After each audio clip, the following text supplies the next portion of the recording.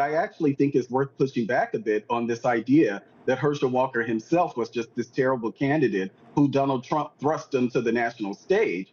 Keep in mind, in October of 2021, Mitch McConnell and other Republicans were endorsing Herschel Walker before the Georgia primary, which wasn't until May of the very next year. Mitch McConnell and many other Republicans seemed as if they had buyer's remorse when it came to Herschel Walker. But I think that the notion, for one, that somehow the only reason that Herschel Walker was chosen was because he's Black, I think this diminishes him and really the Black community in a very negative way. I think that Herschel Walker was popular in the state, and they expected his celebrity of being an NFL star, being a son of Georgia and a football star in Georgia. I think that that is the thing that made Mitch McConnell and many others get behind Herschel Walker in a similar way that what happened with Burgess Owens in Utah. Burgess Owens is a former NFL player, but he's currently a member of Congress.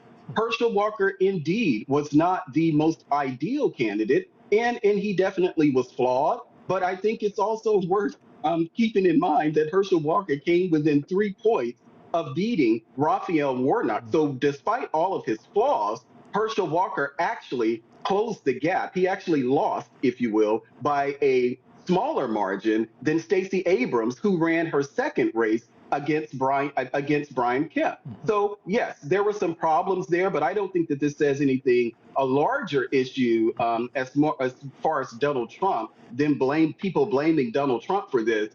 Herschel Walker won the Republican primary by 68 points. His closest competitor was 13. So if there were other better candidates in Georgia, they were probably about 50 points away.